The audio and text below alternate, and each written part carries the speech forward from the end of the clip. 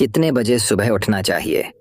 कितने फायदे मिलते हैं सुबह उठने से? सुबह उठने से आपको शुरुआत में तकलीफ होगी, लेकिन बाद में जो आनंद और खुशी और हर काम में आपका मन लगने लगेगा।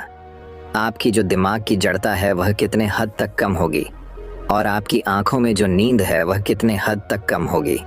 इसके पीछे का सारा रहस्य हम आज के इस वीडियो में कहानियों के माध्यम से जानेंगे।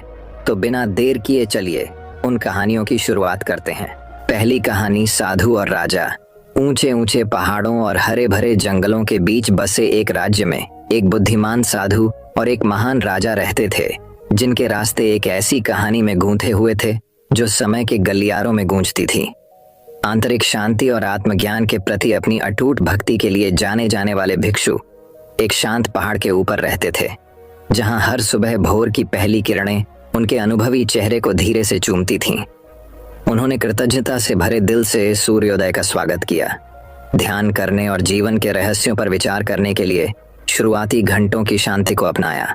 इस बीच राजा, एक शासक जो अपनी बुद्धिमत्ता और निष्पक्षता के लिए सम्मानित था, अक्सर खुद को अपने भव्य महल के बिस्तर पर करवटें बदलते हुए पाता था। बेचैन विचारों और चिंताओं से त्रस्त होता था जो उसके दिल और दिमाग पर छा जाते थे। एक दुर्भाग्यपूर्ण दिन राजा के कान में उस शांत भिक्षु के बारे में एक संदेश पहुंचा, जो हर दिन उद्देश्य और शांति की भावना के साथ सूर्य को इशारा करता था।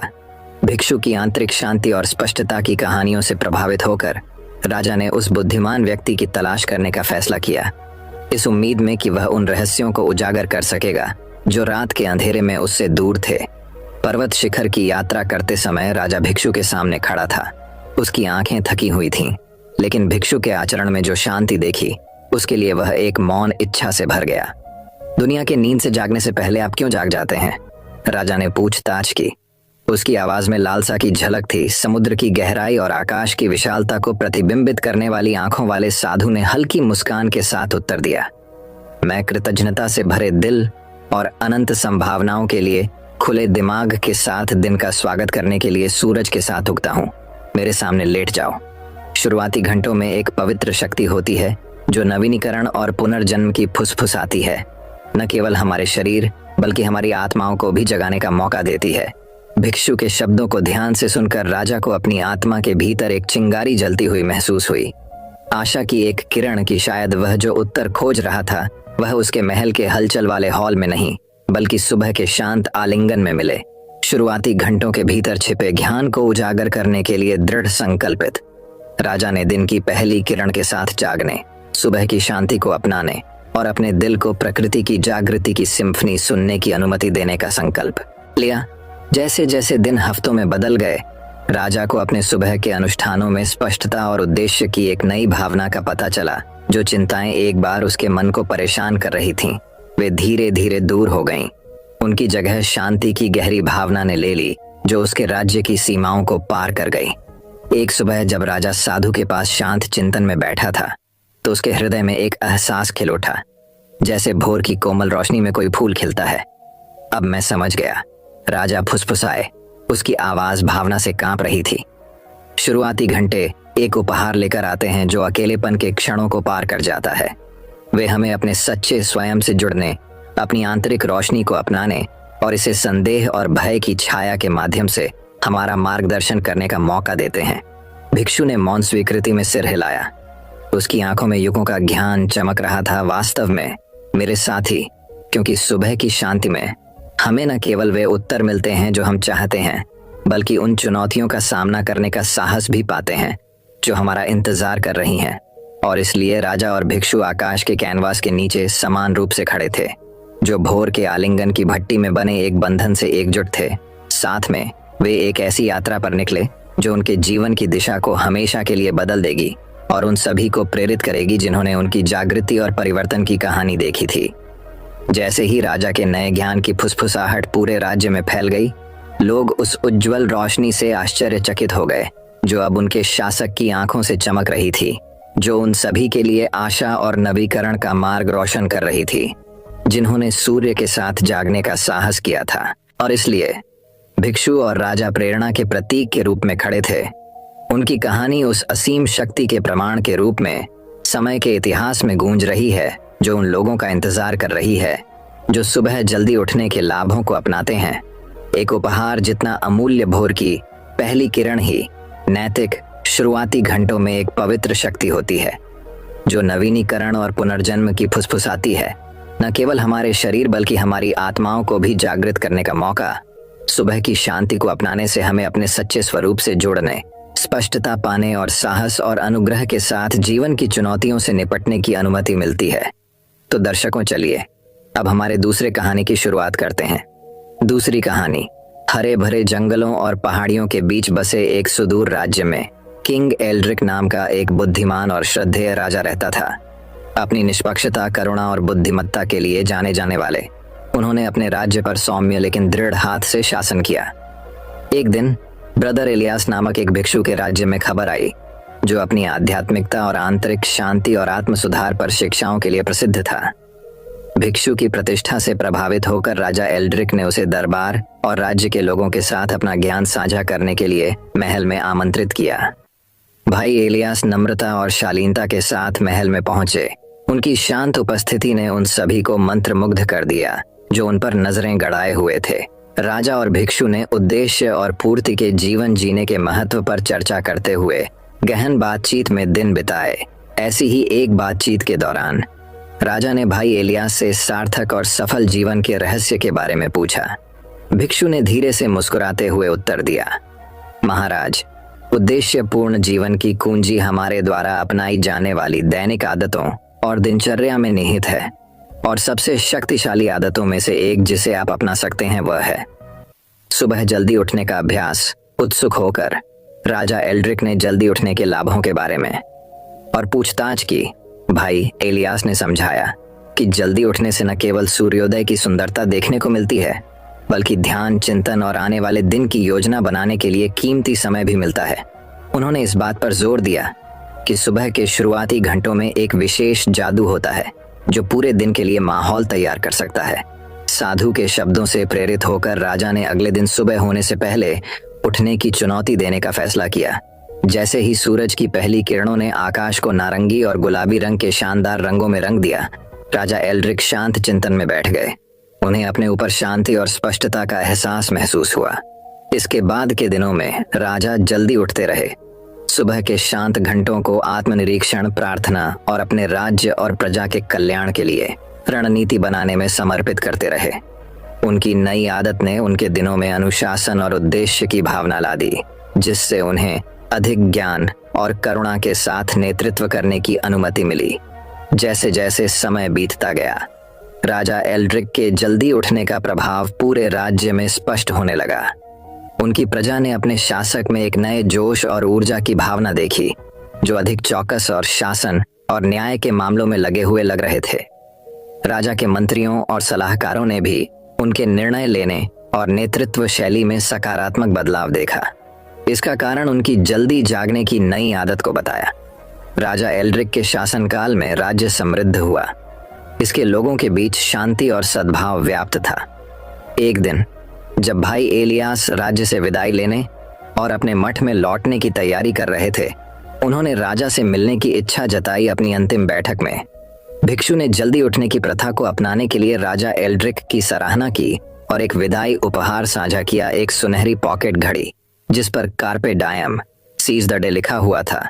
अपनी आंखों में कृतज्ञता के आंसू के साथ राजा ने उपहार स्वीकार किया और भाई एलियास को उनकी बुद्धिमत्ता और मार्गदर्शन के लिए धन्यवाद दिया। जैसे ही भिक्षुक चला गया, राजा एल्ड्रिक ने उस गहन प्रभाव पर विचार किया जो दिनचर्या में एक साधारण बदलाव ने उनके जीवन और शासन पर लाया था। उस दिन के बाद से राज्य के लोग भिक्षु और राजा के बारे में श्रद्धापूर्ण स्वर में बात करने लगे और कहानी साझा करने लगे कि कैसे एक बुद्धिमान भिक्षु की जल्दी उठने की सलाह ने एक महान शासक को बदल दिया और बदले में उनकी प्रिय भूमि का भाग्य बदल दिया।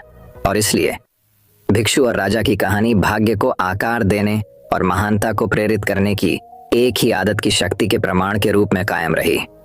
तो दर्शकों, चलिए अब हमारे तीसरे कहानी की शुरुआत करते हैं। हमारी तीसरी कहानी। ऊंचे पहाड़ों के बीच बसे एक सुदूर राज्य में राजा अलारिक नाम का एक बुद्धिमान और न्यायप्रिय राजा शासन करता था। उनके शासनकाल में राज्य फला फूला और इसके लोग सद्भाव और समृद्धि से रहते थे। एक दिन ब्रदर केल नाम के एक भिक्षु के बारे में बात पूरे देश में फैल गई, जो पहाड़ों के बीच एक साधारण मठ में रहता था। ऐसा कहा जाता था कि भाई केल के पास महान ज्ञान, आंतरिक शांति और परमात्मा के साथ गहरा संबंध था। भिक्षु की शिक्षाओं के बारे में उत्सुक होकर राजा अलारिक ने भाई केल से मिलने के लिए यात्रा शुरू करने का फैसला किया। राजा अपने वफादार सलाहकार के साथ मठ की ओर जाने वाले खड़ी पहाड़ी रास्तों पर एक लंबी और कठिन चढ़ाई पर निकल पड़े। जैसे ही वे मठ पहुंचे, शांत चेहरे और सौम्य मुस्कान वाले व्यक्ति भाई केल ने उनका स्वागत किया। भिक्षु ने राजा और उसके सलाहकार का खुले हाथों से स्वागत किया और उन्हें मठ में रहने और सरल जीवन शैली में भाग लेने के लिए आमंत्रित किया। राजा अलारिक भाई केल की शांति और संतुष्टि की आभा से मोहित हो गए और उन्होंने उत्सुकता से भिक्षु के ज्ञान की खोज की। एक सुबह जैसे ही भोर की पहली किरण ने आकाश को गुलाबी और सुनहरे रंग में रंग दिया, राजा अलारिक ने भाई केल को मठ के बगीचे में मौन ध्यान में बैठे पाया। राजा साधु के पास पहुंचे और उनसे उनकी आंतरिक शांति और ज्ञान के रहस्य के बारे में पूछा। भाई केल ने दयालुता से मुस्कुराते हुए उत्तर दिया, महामहिम, एक पूर्ण जीवन की कुंजी हर सुबह जल्दी उठने के सरल कार्य में निहित है। जब आप सूर्य के साथ उगते हैं तो आप अपने आप को ब्रह्मांड की प्राकृतिक लय के साथ जोड़ लेते हैं। शांति में शुरुआती घंटों में आप स्पष्टता, उद्देश्य और परमात्मा से संबंध पा सकते हैं। भिक्षु की बातों से प्रभावित होकर राजा अलारिक ने प्रतिदिन जल्दी उठने की प्रथा अपनाने का संकल्प लिया। वह भोर से पहले उठ गया। पक्षियों के गाने और सुबह की हवा में पत्तों की हल्की सरसराहट ने उसका स्वागत किया। जैसे जैसे दिन बीतते गए, राजा ने अपने भीतर एक गहरा बदलाव देखा। उसका मन साफ था, उसका दिल हल्का था और उसकी आत्मा उन्नत थी। भाई केल के मार्गदर्शन में राजा अलारिक ने ध्यान, चिंतन और चिंतन की दैनिक दिनचर्या विकसित करना शुरू किया। उन्होंने प्रकृति के बीच, पहाड़ों की सुंदरता और हवा की सरसराहट के बीच समय बिताया। राजा ने अपने दिल की बुद्धि और अपने आसपास की दुनिया की आवाज सुनना सीखा। महीने वर्षों में बदल गए और राजा अलारिक का राज्य उनके प्रबुद्ध शासन के तहत और भी अधिक समृद्ध हुआ। राजा ने भाई केल की शिक्षाओं द्वारा निर्देशित होकर करुणा और सत्यनिष्ठा से शासन किया। राज्य के लोगों ने अपने शासक की नई बुद्धिमत्ता की प्रशंसा की और उनके उदाहरण का अनुकरण करने की कोशिश की। एक दिन जब शरद ऋतु ने पहाड़ों को सोने और लाल रंग से रंग दिया, राजा अलारिक ने अपनी प्रजा को महल के प्रांगण में इकट्ठा किया। भाई केल के साथ राजा ने भीड़ को संबोधित किया, मठ की अपनी यात्रा की कहानी और भिक्षु से सीखे गए सबक साझा किए। दोस्तों, राजा ने गर्मजोशी और ज्ञान से भरी आवाज में घोषणा की, मैं आपके सामने राज्य के एक विनम्र सेवक के रूप में खड़ा हूं, जो एक भिक्षु के ज्ञान की रोशनी से निर्देशित है। आइए याद रखें कि सच्ची महानता धन में नहीं है या शक्ति, लेकिन हमारे दिलों की दयालुता और हमारी आत्माओं की बुद्धि में। हम सभी सुबह के साथ उठें, प्रत्येक दिन को कृतज्ञता के साथ स्वीकार करें और शांति और ज्ञानोदय के मार्ग पर एक साथ चलें। जैसे ही सूरज पहाड़ों के पीछे डूब गया, राज्य पर गर्म चमक बिखेरते हुए लोगों ने खुशी मनाई और अपने प्रिय राजा की सराहना की। और उस पल में दिन की धुंधली रोशनी के नीचे राजा अलारिक और भाई केल उन सभी के लिए आशा, एकता और प्रेरणा की किरण के रूप में एक साथ खड़े थे, जिन्होंने उन्हें देखा था। और इस तरह भिक्षु और राजा की कहानी पहाड़ों के बीच फुसफुसाती एक किंवदंती बन गई, जो जल्दी जागने, ज्ञान को अपनाने और खुले दिल से जीने की परिवर्तनकारी शक्ति की याद दिलाती है। तो दर्शकों, चलिए अब हमारे चौथे कहानी की शुरुआत करते हैं। चौथी कहानी, सेरेंडिपिटी के प्राचीन साम्राज्य में आशेर नाम का एक बुद्धिमान भिक्षु रहता था, जो अपने गहन ज्ञान, आध्यात्मिकता और शांत व्यवहार के लिए दूर दूर तक जाना जाता था। वह राज्य के बाहरी इलाके में एक साधारण मठ में रहते थे, जहां जीवन के सभी क्षेत्रों से लोग उनसे सलाह और मार्गदर्शन लेने आते थे। एक दिन सेरेंडिपिटी के राजा अलेक्जेंडर ने भिक्षु की प्रतिष्ठा के बारे में सुना और उससे मिलने का फैसला किया। राजा एक शक्तिशाली शासक था, लेकिन वह अक्सर अपनी जिम्मेदारियों के बोझ और अपने राज्य की मांगों से परेशान रहता था। उसे आशा थी कि भिक्षु उसे अपना बोझ कम करने के लिए कुछ ज्ञान प्रदान कर सकता है। जैसे ही राजा अलेक्जेंडर मठ के पास पहुंचे, वह इसकी सरल सुंदरता और शांतिपूर्ण वातावरण से चकित रह गए। उसने आशेर को आंगन में सुगंधित फूलों और चहचहाते पक्षियों से घिरा हुआ शांति से बैठा पाया। साधु ने गर्मजोशी भरी मुस्कान के साथ राजा का स्वागत किया और उसे अपने पास बैठने के लिए आमंत्रित किया। आपका स्वागत है महामहिम, आशेर ने कहा। आज तुम्हें मेरे विनम्र निवास में क्या लाया है? राजा ने आदरपूर्वक सिर झुकाया और उत्तर दिया, महान भिक्षु आशेर, मैं आपकी बुद्धि जानने आया हूँ। मैं इस राज्य का शासक हूँ, लेकिन मैं अक्सर अपने कर्तव्यों से अभिभूत महसूस करता हूँ। मैं अपने जीवन में शांति और संतुलन पाने के लिए संघर्ष करता हूँ। कृपया मार्गदर्शन करें। मैं आंतरिक सद्भाव की राह पर हूँ। आशेर ने राजा के शब्दों को सोच समझकर सुना और फिर धीरे से बोला, महामहिम, शांति और संतुलन पाने की कुंजी सुबह जल्दी उठने के सरल लेकिन शक्तिशाली कार्य में निहित है। जब आप सूर्य के साथ उगते हैं तो आपका स्वागत किया जाता है।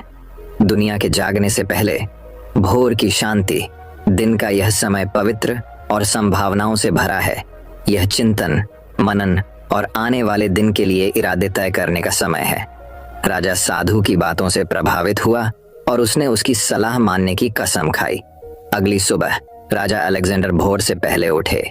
जैसे ही आकाश गुलाबी और सुनहरे रंग में रंगा हुआ था, जैसे ही वह शांत ध्यान में बैठा अपने चारों ओर जाग रही प्रकृति की आवाजों को सुन रहा था, उसे अपने ऊपर शांति का एहसास हुआ।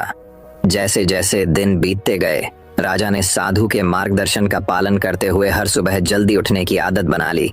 उन्होंने पाया कि इस बहुमूल्य समय ने ही उन्हें अपने आंतरिक स्व से जुड़ने, अपने विचारों को स्पष्ट करने और अपने कर्तव्यों को एक नए उद्देश्य और स्पष्टता के साथ अपनाने की अनुमति दी। आशेर की देखरेख में राजा अलेक्जेंडर का शासन अधिक न्यायपूर्ण और दयालु हो गया। उनके बुद्धिमान नेतृत्व में राज्य समृद्ध हुआ और लोग फले फूले। राजा की शांति और संतुलन की नई भावना पूरे राज्य में फैल गई, जिसने वहां रहने वाले सभी लोगों के दिलों को छू लिया। साल बीतते गए और राजा अलेक्जेंडर बूढ़ा और थका हुआ हो गया। अपनी मृत्युशैया पर अपने प्रियजनों और सलाहकारों से घिरे हुए उन्होंने आशेर को अपने साथ रहने के लिए बुलाया। भिक्षु शांत मुस्कान के साथ पहुंचे। उनकी आंखें ध्यान से चमक रही थीं। महान भिक्षु आशेर, राजा फुसफुसाए, मुझे आंतरिक सद्भाव और पूर्णता का मार्ग दिखाने के लिए धन्यवाद। आपकी शिक्षाओं ने मेरे जीवन और मेरे लोगों के जीवन को बदल दिया है। मैं शब्दों से परे आभारी हूँ। आशेर ने राजा के माथे पर एक कोमल हाथ रखा और उत्तर दिया, महामहिम, यह आपकी अपनी आंतरिक शक्ति और ज्ञान प्राप्त करने की इच्छा थी जिसने यह परिवर्तन लाया। याद रखें, सच्ची महानता शक्ति या धन में नहीं, बल्कि सुनने की क्षमता में निहित है। अपनी आत्मा की फुसफुसाहट के अनुसार और अपने दिल के मार्गदर्शन का पालन करें। उन अंतिम शब्दों के साथ राजा अलेक्जेंडर ने अपनी आंखें बंद कर लीं और अपनी अंतिम सांस ली। उनकी आत्मा को शांति मिली। राज्य ने अपने प्रिय शासक की मृत्यु पर शोक व्यक्त किया, लेकिन उसे अपने पीछे छोड़ी गई ज्ञान और करुणा की विरासत से सांत्वना मिली। और इसलिए बुद्धिमान साधु और प्रबुद्ध राजा की कहानी युगों युगों तक सुबह जल्दी उठने, आंतरिक ज्ञान की आवाज सुनने और दयालु हृदय के साथ नेतृत्व करने के गहन लाभों की याद के रूप में प्रसारित की गई। तो दर्शकों, चलिए अब हमारे 5वीं कहानी की शुरुआत करते हैं।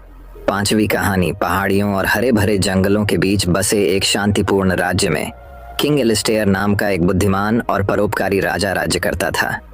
उनका शासनकाल समृद्धि और सद्भाव से चिह्नित था, जो उनके न्यायपूर्ण शासन और अपनी प्रजा की भलाई के प्रति अटूट प्रतिबद्धता के माध्यम से अर्जित किया गया था। दूर दूर से लोग उनकी सलाह और ज्ञान प्राप्त करने के लिए यात्रा करते थे। राज्य के किनारे पर एक विचित्र मठ में ब्रदर सेड्रिक नाम का एक विनम्र भिक्षु रहता था। वह अपनी असाधारण धर्मपरायणता, बुद्धिमत्ता और दूसरों की सेवा के प्रति समर्पण के लिए जाने जाते थे। हर सुबह जैसे ही भोर की पहली किरणें आकाश को गुलाबी और सुनहरे रंग में रंग देती थीं, भाई सेड्रिक प्रकृति की शांत सुंदरता से घिरे हुए ध्यान में गहरे डूबे हुए पाए जाते थे। एक दुर्भाग्यपूर्ण दिन राजा के दरबार में खबर पहुंची कि एक पड़ोसी राज्य ने अपने क्षेत्र और शक्ति का विस्तार करने के इरादे से युद्ध की तैयारी शुरू कर दी है। राजा एलिस्टेयर जानते थे कि उन्हें अपने लोगों और अपने राज्य की रक्षा के लिए शीघ्रता से कार्य करना होगा। मार्गदर्शन के लिए बेताब उसने भाई सेड्रिक की बुद्धिमत्ता प्राप्त करने का निर्णय लिया, जो अपनी अंतर्दृष्टि और दूरदर्शिता के लिए दूर दूर तक जाने जाते थे। अगली सुबह सूरज उगने से पहले ही राजा एलिस्टेयर मठ की ओर चले गए। जहां उन्होंने भाई सेड्रिक को ध्यान में डूबे पाया। चिंता से भारी हृदय के साथ राजा ने धैर्यपूर्वक साधु के चिंतन से बाहर आने का इंतजार किया। जैसे ही भोर हुई, भाई सेड्रिक ने अपनी आंखें खोलीं और राजा की ओर मुड़े। उनकी अभिव्यक्ति शांत लेकिन ज्ञान से भरी थी। महामहिम, उन्होंने शुरू किया, जीत का रास्ता आपकी सेनाओं की ताकत में नहीं, बल्कि आपके संकल्प की ताकत और आपके उद्देश्य की स्पष्टता में निहित है। अपने लोगों को जीत की ओर ले जाने के लिए आपको सबसे पहले अपने भीतर के अंधेरे पर विजय प्राप्त करनी होगी, अपने आप को। राजा ने ध्यान से सुना जब भाई सेड्रिक ने अनुशासन की शक्ति, भोर की शांति में शांति और स्पष्टता खोजने के लिए सुबह जल्दी उठने के लाभों के बारे में बात की। उन्होंने आगे आने वाली चुनौतियों का सामना करने के लिए आत्मचिंतन, आंतरिक शक्ति और ज्ञान विकसित करने के महत्व के बारे में बात की। भाई सेड्रिक के शब्दों से प्रेरित होकर राजा एलिस्टेयर ने हर सुबह जल्दी उठने, अपने दिमाग को शांत करने और अपनी आंतरिक आवाज का मार्गदर्शन लेने की कसम खाई। नए उद्देश्य और दृढ़ संकल्प के साथ वह अपने राज्य में लौट आया और किसी भी परीक्षण का सामना करने के लिए तैयार हो गया। अगले दिनों में जैसे ही राज्य युद्ध के लिए तैयार हुआ, राजा एलिस्टेयर ने अपने भीतर एक बदलाव देखा। शांत चिंतन में बिताई गई शुरुआती सुबहों ने उन्हें स्पष्टता और उद्देश्य की भावना दी, जिससे उनका ध्यान केंद्रित हुआ और उनका संकल्प मजबूत हुआ। प्रत्येक बीतते दिन के साथ उनके लोगों ने एक राजा को परिवर्तित होते देखा, एक ऐसा नेता जो भय या अनिश्चितता से नहीं बल्कि ज्ञान और आंतरिक शक्ति से निर्देशित होता था। जब पड़ोसी राज्य की सेनाओं ने अंततः राजा एलिस्टेयर के राज्य की सीमाओं पर चढ़ाई की, तो उनका सामना हिंसा और आक्रामकता से नहीं बल्कि शांति से हुआ, जो स्वयं पृथ्वी से ही उत्पन्न हुई प्रतीत होती थी। कुशल बातचीत और अटूट संकल्प के माध्यम से राजा एलिस्टेयर आसन्न संघर्ष को टालने में कामयाब रहे और एक स्थायी शांति स्थापित की, जो आने वाली पीढ़ियों तक कायम रहेगी। जैसे जैसे साल बीतते गए, राजा एलिस्टेयर और भाई सेड्रिक की कहानी राज्य में किंवदंती बन गई। राजा का शासन शांति और समृद्धि से चिह्नित था। उनकी प्रजा उनके बुद्धिमान और न्यायपूर्ण नेतृत्व में फल फूल रही थी।